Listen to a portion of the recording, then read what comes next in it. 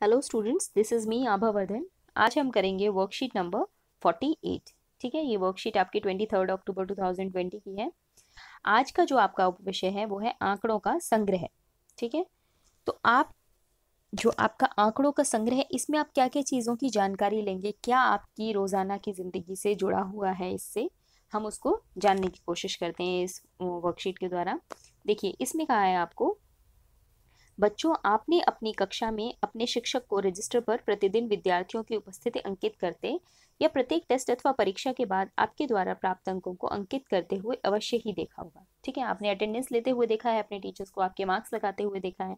ठीक है, इसी प्रकार आपने क्रिकेट के स्कोर बोर्ड को भी अवश्य देखा होगा। ऐसा ही एक स्कोर बोर्ड यहाँ दर्शाया गया। ठीक है, तो ये बता रहे हैं आपको, ये इंट्रोड्यूस कर रहे हैं, ये आपको पहचान दिला रहे हैं कि कहाँ कहाँ आप आंकड़े इस्तेमाल करते हैं।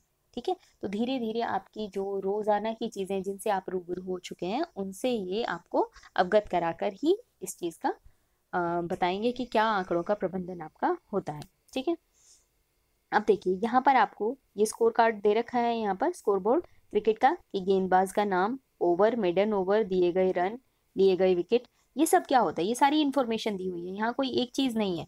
ठीक है, जैसे आपका फाइनल एग्जाम भी, आपका जो फाइनल मार्क्स आते हैं वो भी क्या आते हैं मिड टर्म में, फिर मिड टर्म के थ्योरी के मार्क्स, मिड टर्म के प्रैक्टिकल के मार्क्स, फिर टोटल, फिर एनुअल के मार्क्स, फिर एनुअल का टोटल। तो ये भी एक तरीके से क्या है आपका, ये भी आप देखते हैं कि डेली आपके टीचर्स इस तरीके से भी मार्क्स आपके फाइनल रिकॉर्ड रखते हैं। ठीक है, अब देखिए आपसे कह रहे हैं यहाँ पर कि आप जानते हैं कि खेल में कौन जीता या कौन हारा, केवल यही सोचना बोर्ड पर अंकित नहीं होता है आपका।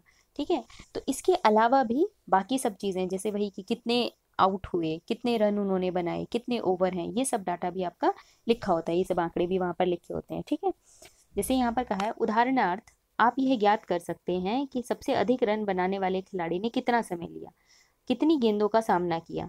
प्रतिदिन हम तथ्यों, संख्यात्मक सारणियों, आलेखों आदि के रूप में विभिन्न प्रकार की सूचनाएं देखने को मिलती हैं। इसी तरीके से हम हमारी रोजाना की जिंदगी में अलग अलग संख्याओं में, चाहे ग्राफ में, अलग अलग चीजों में हमें ये सब जानकारियां मिलती हैं। ठीक है, तो अब देखिए, अब यहाँ पर आंकड़े आखिर होते क्या है। ठीक है, ये सब चीजें तो हमने जान ली कि क्या क्या हमें कहाँ कहाँ मिलता है। अब देखिए यहाँ पर आपको कहा है कि एक निश्चित उद्देश्य से एकत्रित किए गए इन तथ्यों या अंकों को, जो संख्यात्मक या अन्य रूप में हो सकते हैं, आंकड़े कहा जाता है। अब देखिए यहाँ पर क्या कह रहे हैं कि एक निश्चित उद्देश्य से, एक निश्चित उद्देश्य से आपको, आपका उद्देश्य निश्चित होगा, ऐसे नहीं कि आप कुछ भी इकट्ठा कर रहे हैं। ठीक है, तो एक निश्चित उद्देश्य से आप कुछ तथ्यों को इस्तेमाल करते हैं। ठीक है, और किसी संख्यात्मक या अन्य रूप में कुछ चीज एकत्रित करते हैं, उसको आप क्या कहते हैं, आंकड़े कहते हैं। ठीक है, अर्थात आंकड़े संख्याओं के वे संग्रह हैं जो कुछ सूचनाएं देने के लिए एकत्रित किए जाते हैं। ठीक है, क्या कुछ सूचनाएं देने के लिए एकत्रित किए जाते हैं, ये एक तरीके से संख्याओं का उस प्रकार का संग्रह है। जैसे आपका जो जनसंख्या, आपकी जो जनगणना होती है, जनगणना में भी क्या होता है कि आप कुछ सूचना देते हैं। ठीक है, जो आपसे जनगणना वाले आते हैं उनका मकसद क्या होता है, पूरे देश की जनसंख्या ज्ञात करना कि कितनी जनसंख्या है। तो वो क्या करते हैं, उस मकसद के साथ हर घर में जाकर कितने आपके सदस्य हैं, कितने शादीशुदा हैं, कितने बुजुर्ग हैं, कितने बच्चे हैं, हर चीज की जानकारी आपसे लेते हैं। तो वो भी एक तरीके से क्या है, वो आंकड़े एकत्रित करते हैं। ठीक है, एक खास मकसद से, एक निश्चित मकसद मकसद मकसद से। ठीक है, अब देखिए, अब यहाँ पर आपको कहा है सांख्यिकी क्या होती है, ये आपके सांख्यिकी से रिलेटेड है।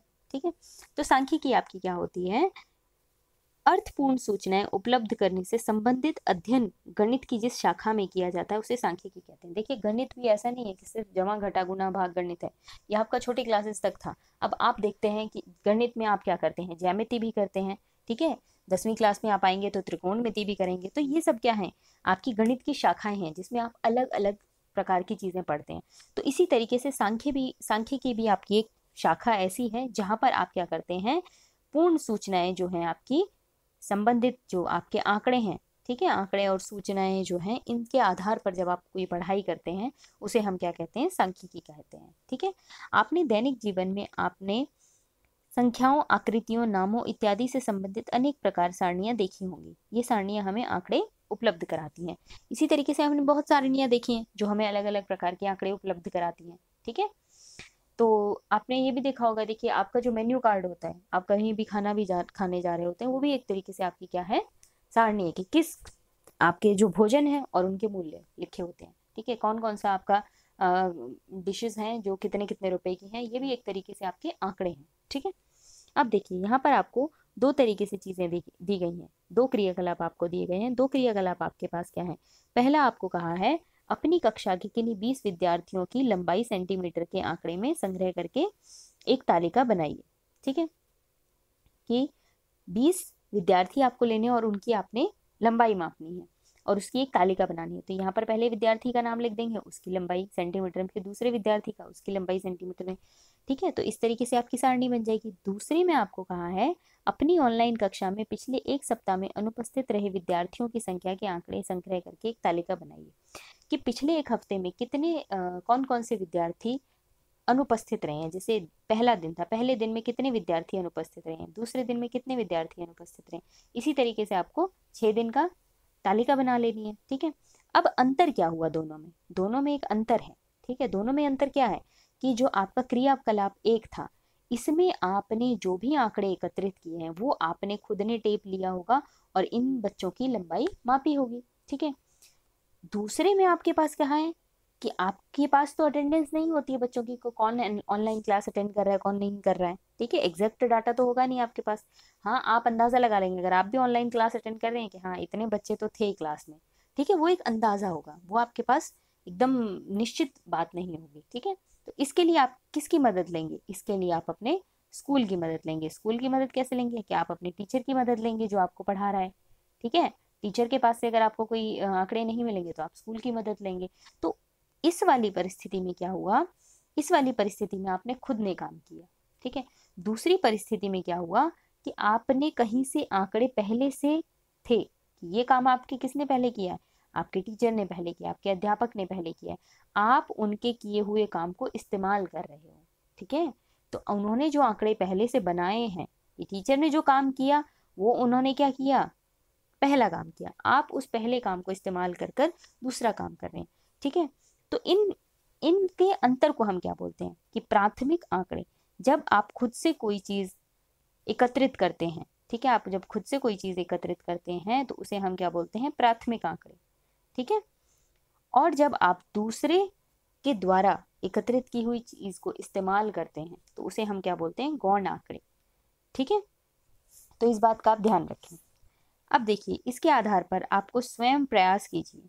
आपको कहा है उन आंकड़ों के 2 उदाहरण दीजिए जिन्हें आप दैनिक जीवन में एकत्रित कर सकते हैं। कि आपको देखो दैनिक जीवन में एकत्रित कर सकते हैं, ऐसे आपको आंकड़े बताने हैं। तो इसके लिए सबसे बेहतरीन आप एग्जाम्पल बता दिए हैं कि आपको अटेंडेंस बता दी है, आपको क्रिकेट का स्कोर कार्ड बता दिया है, और भी इसी तरीके से आप कोई 2 उदाहरण सोच सकते हैं। ठीक है, जो आपकी दैनिक दिनचर्या जो है उसमें से हो। ठीक है, जैसे कि आप ये भी कर सकते हैं कि आप मान लीजिए 4-5 दोस्त हैं, 4-5 दोस्त से आप फोन कर करके पूछें कि भाई आज तुमने कितनी पढ़ाई की, आज तुमने कितनी पढ़ाई की।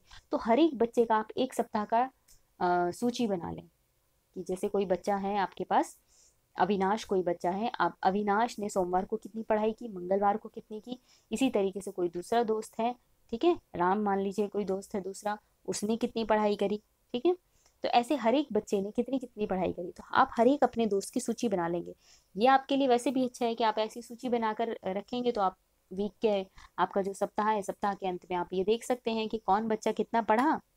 और आप आपस में आपका कंपटीशन भी बढ़ेगा कि एक बच्चे को लगेगा अरे ये तो इस बार ज़्यादा पढ़ गया तो अगले हफ्ते मैं बहुत पढ़ूंगा।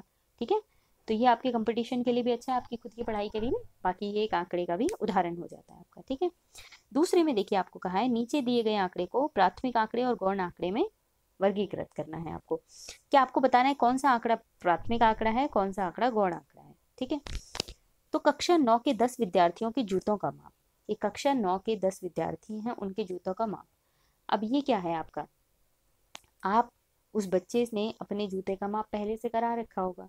ठीक है, आप जाकर उससे पूछेंगे कि भाई आपके जूते का माप कितना है। ठीक है, या फिर देखिए ये इस तरीके से, सिर्फ ये इस परिस्थिति में ये गौण आंकड़े हो जाते हैं। ठीक है, बाकी ज्यादातर ये आपके प्राथमिक आंकड़े रहेंगे कि आप क्या लेंगे, आप एक मशीन ले लेंगे जो आपके पैरों के मापती है। आप उस टेप से हर एक बच्चे के पैर पे वो टेप लगाएंगे और हर एक बच्चे के जूते के कितना उसका माप है वो लिख लेंगे। तो ये आपका क्या हो गया, प्राथमिक आंकड़ा हो गया, क्योंकि इसके लिए आपको मेहनत करनी पड़ेगी। ये कहीं पर लिखा नहीं हुआ है कि हाँ आपकी क्लास के इस बच्चे का इतना है जूता नंबर, इसका इतना है, ठीक है। अब देखिए दूसरे में आपको कहा है आपने किन्हीं 20 मित्रों के रक्त रक्त समूह आपके क्या है, ब्लड ग्रुप, ठीक है, कि आपकी क्लास के 20 आपके कोई 20 दोस्त हैं उनके ब्लड ग्रुप। अब ब्लड ग्रुप भी आप किसी बच्चे के नहीं निकालेंगे, क्या होगा, ब्लड ग्रुप किसने निकाला होगा, लैब में ब्लड ग्रुप पहले से निकला होगा। तो आप हर एक बच्चे के पास जाएंगे, आप पूछेंगे कि भाई तेरा कितना ब्लड ग्रुप है, ये तुम्हारा अपनी किसी फ्रेंड से पूछेंगे कि कितना ब्लड ग्रुप है, ठीक है, ऐसे ऐसे आप पूछेंगे। तो वो डाटा जो ऑलरेडी ब्लड बैंक ने काम कर रखा है, मतलब लैब ने जिसमें काम कर रखा है, आप उसके डाटा को यूज़ करेंगे, उसके आंकड़ों को यूज़ करेंगे, ठीक है। तो यहाँ पर रक्त समूह वाला आपका क्या हो जाता है, गौण आंकड़े हो जाते हैं, ठीक है। आपके कक्षा के मित्रों के परिवारों के सदस्यों की संख्या, आपके कक्षा के मित्र हैं, ठीक है, आप उनसे पूछेंगे। ये इस चीज़ के लिए तो आप हर एक बच्चे के साथ मेहनत करेंगे। अब कोई बच्चा ये लिस्ट तो नहीं लेके घूम रहा कि मेरे परिवार में इतने सदस्य हैं, ठीक है। तो आप हर एक बच्चे से जाकर पूछेंगे भाई तेरे परिवार में कितने सदस्य हैं, तेरे में कितने सदस्य हैं, ठीक है। तो इस तरीके से आप ये भी आप खुद से ये काम करेंगे। तो ये आपके क्या हो गए, प्राथमिक आंकड़े हो गए। तीसरे में आपको कहा है, इसमें चौथे में, गणित की परीक्षा में 30 विद्यार्थियों द्वारा प्राप्त किए गए अंक। अब किस बच्चे ने कितने अंक प्राप्त किए हैं, ये लिस्ट आपको कहाँ से मिलेगी, आपके सब्जेक्ट टीचर से मिलेगी, ठीक है, जो आपके विषय के अध्यापक हैं, आपको अपने विषय अध्यापक से मिलेगी। तो आप क्या करेंगे, आपके पास विषय अध्यापक से ये लिस्ट लेकर आप इसको पूरा कर सकते हैं। मतलब आप कहीं से पहले से किया हुआ काम है, आप उसे इस्तेमाल करेंगे। तो ये आपके क्या हो गए, गौण आंकड़े हो गए, ठीक है। वन महोत्सव के दौरान 100 विद्यालयों द्वारा लगाए गए पौधों की संख्या, कि वन महोत्सव हुआ है उसमें लगाए गए पौधों की आपको संख्या बतानी है, ठीक है। अब देखिए वन महोत्सव क्या है, वन महोत्सव एक महोत्सव है जो सब जगह मनाया जाता है। तो हर एक विद्यालय, 100 विद्यालय में जा जाकर आप पेड़ तो गिनेंगे नहीं, ठीक है। तो आपको पता होगा, हर एक विद्यालय में जाएंगे, वहां से आप पूछेंगे कि इस वक्त में आपने कितने पौधे लगाए, ठीक है।